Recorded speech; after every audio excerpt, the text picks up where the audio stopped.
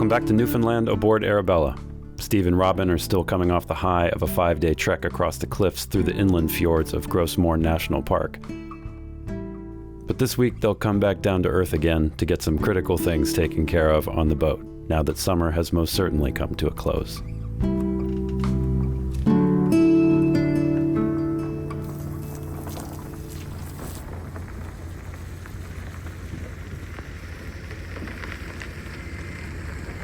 They're starting to stack the boats up.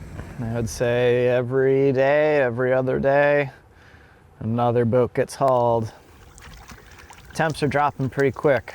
Winter is coming, and it's time to start to get ready for it.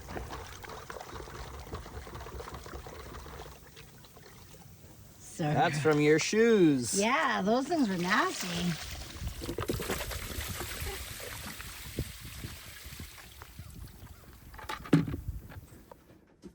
With the diesel heater coming back into use again, it was time to close up the fresh air ports here on the hatch above the saloon. And with these closed, Steve would need to get the port lights and hatches better insulated to help deal with the increased condensation. Then later he came up with a better plan for keeping the freshwater tanks topped off, and after getting the water maker winterized, he made a quick fix to the diesel heater. But stay tuned to the end of this episode, because after all the work is done, he and Robin went for a drive through the fall foliage, which, like most things here, it doesn't disappoint at all.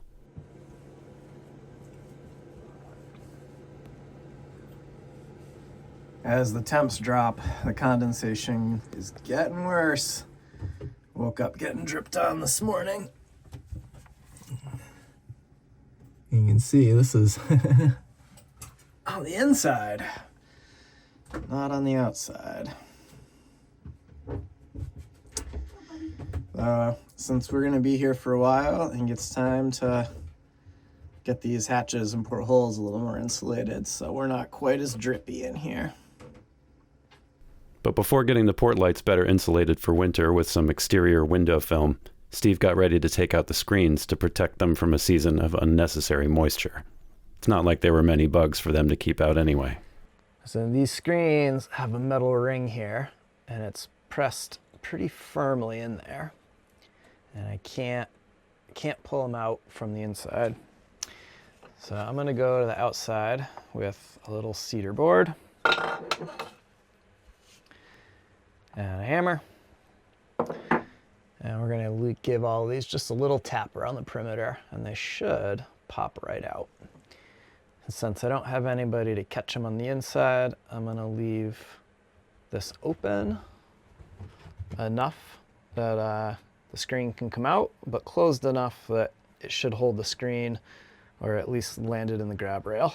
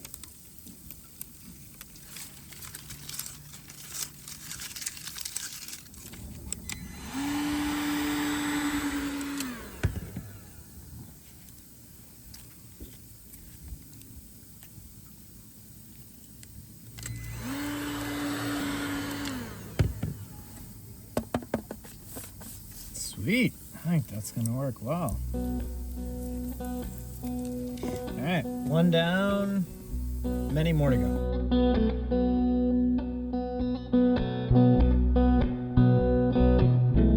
In a few more weeks, Steve had a few local folks that would be coming over to help shrink wrap the entire deck, which will definitely help keep things toasty for the winter. But until then, the window film was taking care of the extra condensation quite nicely.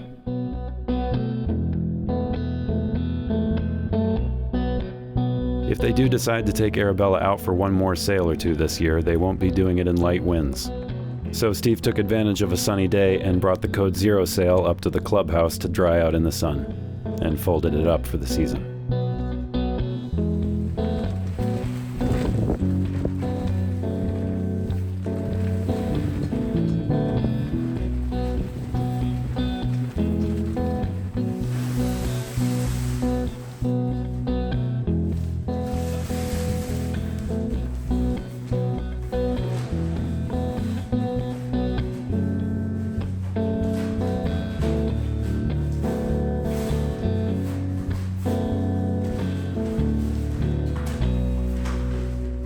Now, why can't we get it this small when it's on the deck?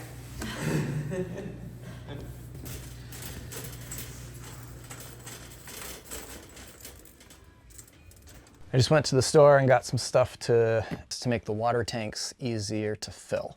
You got to take a garden hose to each individual tank and fill it up, and it's a little laborious. Since it's going to be below freezing all winter and we are in a tiny little marina and running water is not very far away, it doesn't make sense to run the water maker. So that's all pickled and put away for the winter, and I want to make it easy to connect the shore water with the boat. Now, once it gets below freezing, they're going to shut off the water to the docks, but the building where the water is and where it's heated is not a great distance from the boat. So in Harwichport, we would have needed like a 1/4 mile of hose to get from the building to the boat. Here, we're going to need a couple 100 feet. It's not as big of a deal. So when the tanks are empty, we'll be able to take a hose and connect it at the building, run it across the parking lot to the boat, turn it on, fill up the tanks, drain the hose, put it back in the building. And we should be able to do that this winter and have it be pretty quick and easy. So I have some hose and some fittings and some quick connects and a couple garden hoses that roll up really small and flat and make storage easy. And I think all of these things combined will make filling up the water tanks from the shore pretty easy this winter. So let's get this system built and these new additions in Arabella. Let's do the easiest one first. So if we take this cap off, normally we just stick the hose in there and that works well, but it's a little slow and you gotta make sure you gotta pull the settee cushion out of the way. So I hope this screws in. All right, I think that'll work. Perfect.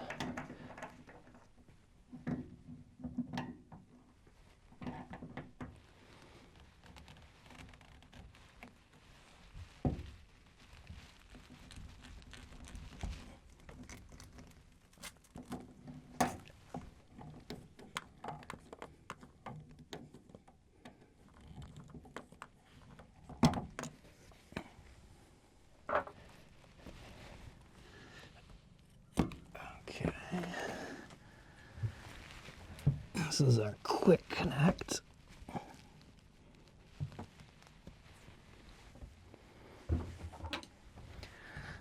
Another hose clamp.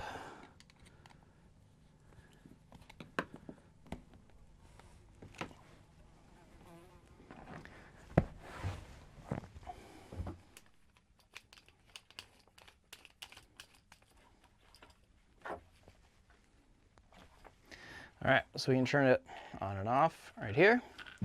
And then this should just push right on. And we'll be able to turn that on, fill up the tank. Quick release, on to the next one. And we'll be able to just tuck that down and stick it underneath and it'll disappear. All right, one down, 2 more to go. I'm psyched. I think this is gonna work well. I like it when a plan comes together.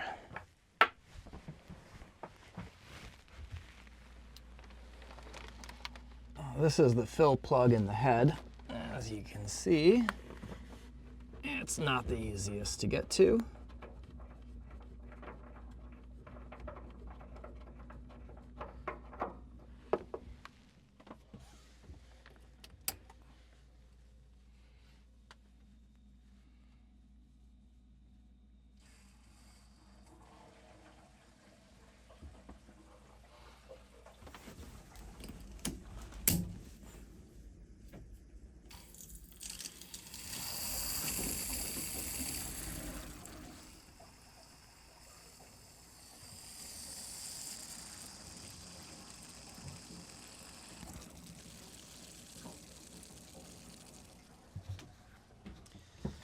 Last but not least, the nav tank.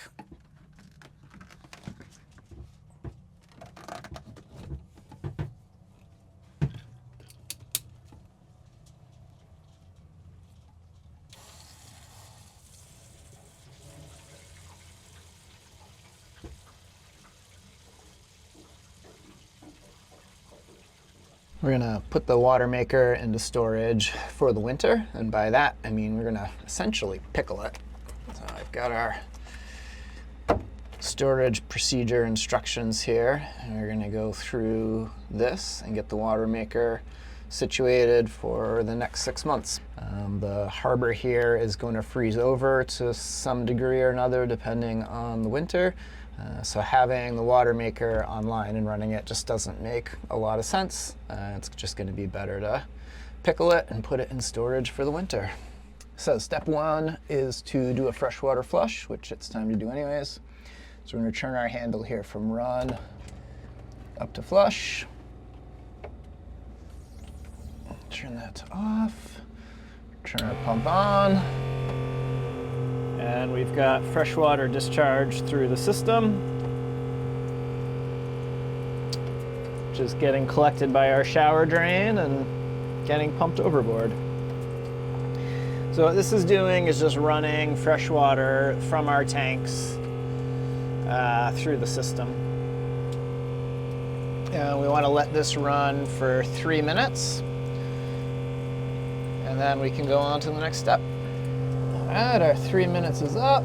It's off, run, and run.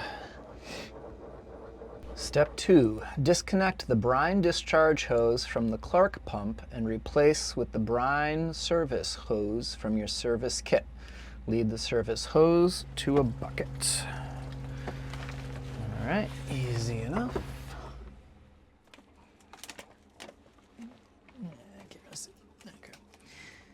Here's our storage solution. Connect the service hose to the service port above the yellow valve on the feed pump module and lead the hose into the solution in the bucket. So as they said, the solution didn't fully dissolve, but we've got our hoses to and from our bucket. To and from our water maker. All right, it's pushing the air out of the hose.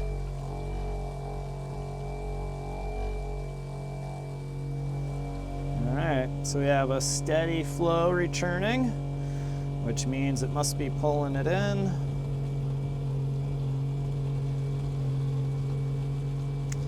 Now we just let it run for 15 minutes. For cleanup, it says remove the brine discharge hose from the Clark pump and replace the original hose that leads to the discharge through hull. Turn the yellow service valve back to run. Remove the intake service hose, replace the cap, close the seacock, drain, then clean the sea strainer and pre-filters. Reassemble dry with new filters. Your system is now protected for the next 6 months. Perfect. Hi, I'm looking to get in touch with a diesel tech. I got a diesel heater over here that is dripping something pinkish from it. Someone call for a diesel tech in here?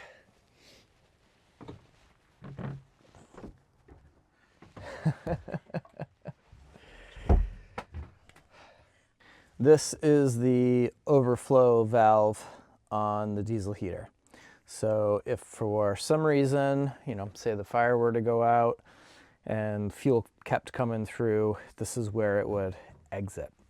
So you can run this down into a bin or something. What I did was made the ceramic catchment basin, so any diesel that drips is caught in there. So what we have going on is something inside this valve assembly is stuck, and it's allowing some diesel fuel to escape when the stove is off. So we've got to take this assembly apart and see if we can figure out what in there is hinky. We have the instructions, and there's a lot of little parts and some springs in there, but this doesn't look super crazy. So we're going to crack into this, take it apart, and see if we can get it to stop dripping. All right, that doesn't want to budge. That's fun. All right, let's see if we can just get to it from here.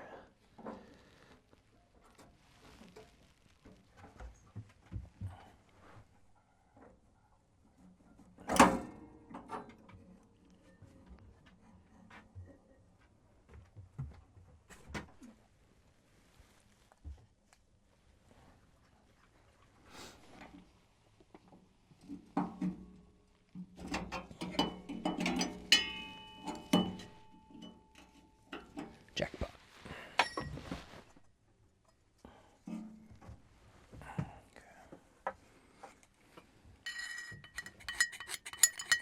There's a little bit of crud in here. I don't really think that's the issue, but I might as well clean it all out nonetheless. The fuel comes gravity fed from the tank through this pipe, this hose, which then goes into the metering valve, and then this connects to the metering valve. So the fuel comes through into the valve, into this, and into the diesel heater. And then this is our overflow. So if something happens in here, this lets it escape instead of sending it into the diesel heater and causing a giant fire. Oh, that's what was happening. Yep. So since this box is all cleaned out, I know the issue isn't in there, and I can attach basically the tail end of that system.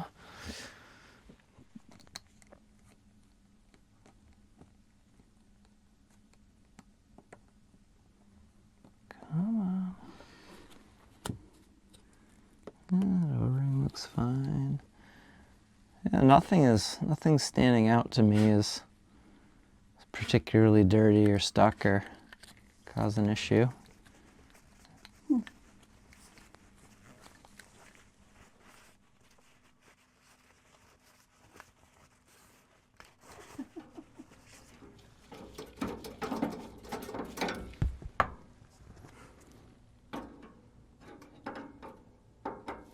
You can't use a screwdriver single-handed with a hand covered in grease. Diesel. No grease, just Isn't diesel. it kind of greasy though? Like, would diesel not be slippery? It's slippery, yeah. Okay. It's just not greasy.